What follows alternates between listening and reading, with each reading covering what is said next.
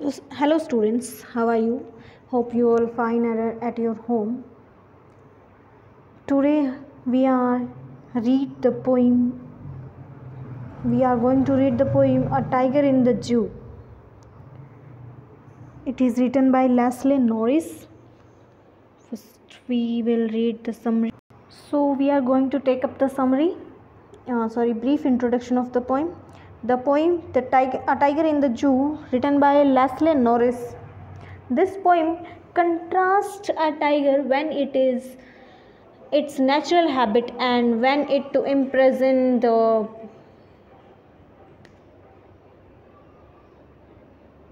ये पोइम क्या है, टाइगर की एक कंट्रास्ट करती है, मतलब कि एक कंपैरिजन करती है उसकी नेचुरल हैबिट्स की, और व्हेन इट इज़ इम्पेरिजन, जब वो नेचुरल हैबिट में होता है तो कैसा होता है, और जब उसको जू में बंद कर दिया जाता है, कैद कर दिया जाता है, तो उसकी हैबिट्स कैसी होती है. On a starry night the poet sees a tiger in a जू.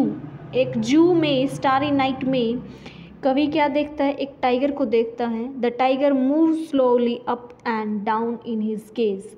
अपने केज में, अपने पिंजरे में वो धीरे धीरे इधर उधर मूव कर रहा है. He is full of rage, वो but he is quiet in his helplessness.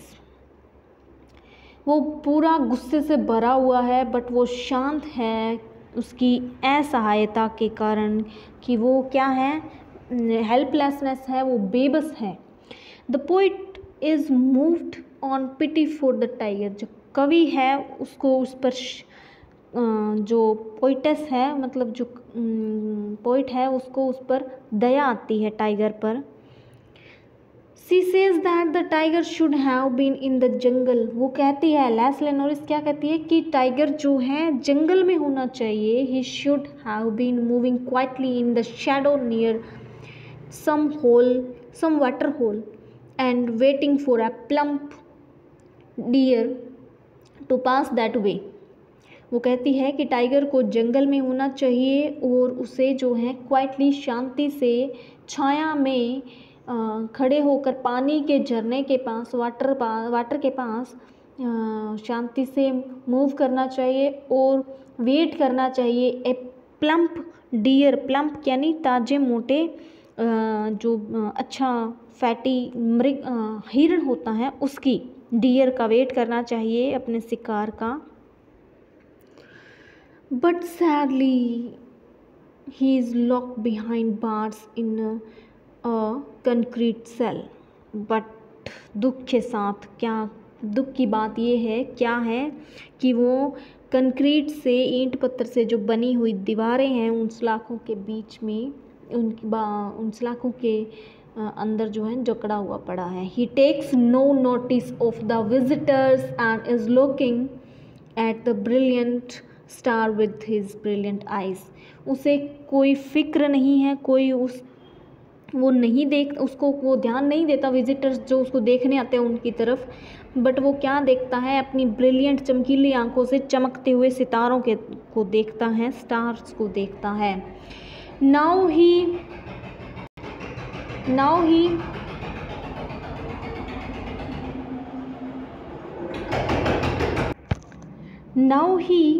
has to be content with merely looking at the stars.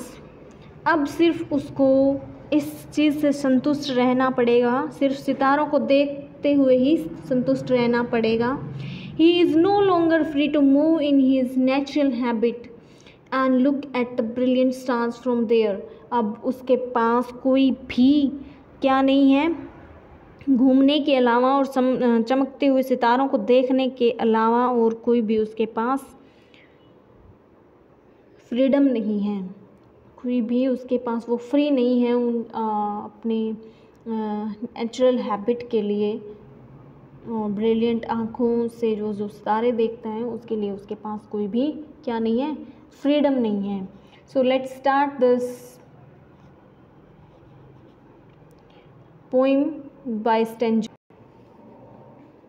This poem contrasts a tiger in the zoo with the tiger in its natural habit. The poem moves from the zoo to the jungle and back again to the zoo. So Read the poem silently once and say which stanza speaks about the tiger in the zoo. One speaks about the tiger in the jungle. Poem को ध्यान से पढ़ते हैं कि कौन सा जो stanza है वो उसकी शांत जू में बताता है और कौन सा स्टेंजा उसका जंगल में बताता है. He stalks in his vivid strips. The view steps in his case on pads of velvet quite in his quiet rays. Tiger क्या है, अपने पिंजरे में इधर उधर घूम रहा है. जो स्टॉक्स का मतलब है इधर उधर घूम रहा है, चल रहा है. विविड स्ट्रिप्स का मतलब है बड़ी बड़ी धारियाँ जो हैं, स्ट्रिप्स धारियाँ होती हैं, लाइनें होती हैं उसके जो बॉडी पर हैं. The few steps of his cage, वो केज में अपने पिंजरे में सिर्फ फ्यू स्टेप ही चल पाता है.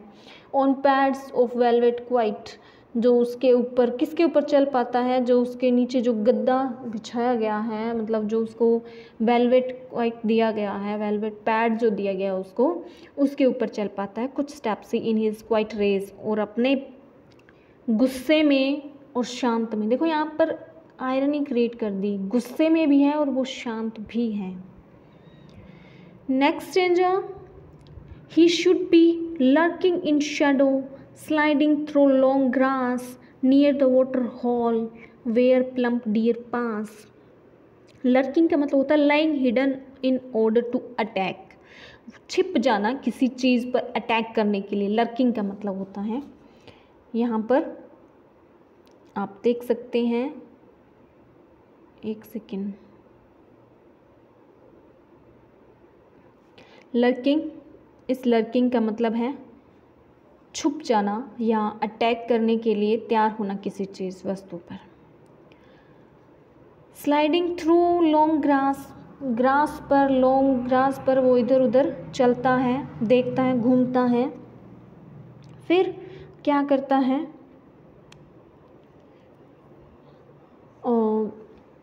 Near the water hole where plump deer pass, जो अपने नेचुरल हैबिट में जो कई पोइट जो हैं इसमें क्या कहता है कि जब अगर वो जो जू में हो, सॉरी, नेचुरल हैबिट अपने जंगल में अगर वो टाइगर घूम रहा होता तो कैसे घूम रहा होता, एक पेड़ों की छाया में वो बैठकर इधर उधर वो धीरे धीरे मूव कर रहा होता ग्रास पर, और किसी प्लम्प फैटी डियर की वो हिरन की वो तलाश में रहता.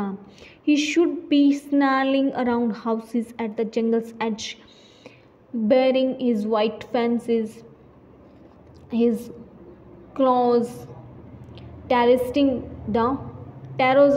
the village.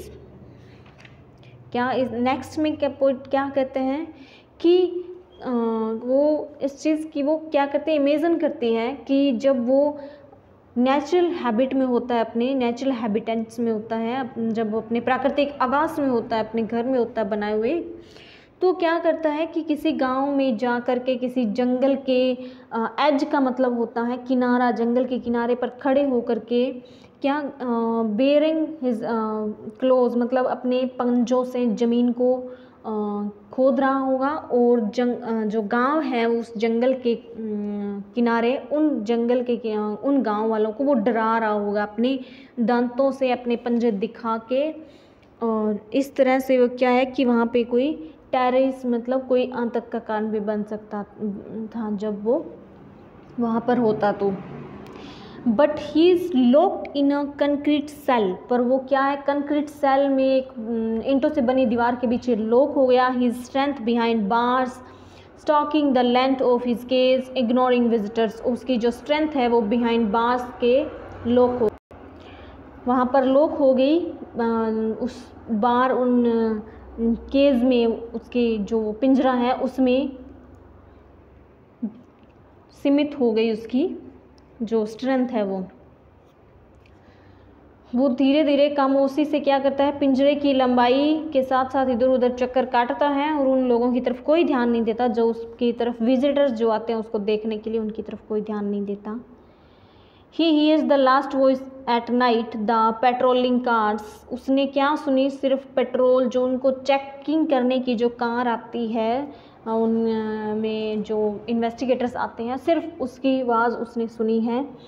And stars with his brilliant eyes eight the brilliant stars. वो क्या करता है, सिर्फ रात में अपनी चमकीली आँखों से चमकते हुए तारे सितारों को सिर्फ वो देख सकता है. और वह मतलब क्या है कि वो ऊपर मुंह उठा करके देख रहा है, वो विश कर रहा है कि मैं इस केस से फ्री हो जाऊं. सो ये आपकी पोइम थी written by Leslie Norris. And इसकी जो स्नाल्स हैं, make an angry warning sound. क्या है स्नाल्स? स्नाल्स का मतलब होता है मेक एन एंग्री विद, किसी को गुस्से में लेके आना और कोई वार्निंग साउंड देना. Okay, so that is your poem. Read it और try to understand it. If you can not, then let me know. I will take up next again this poem. Thank you so much. Have a good day.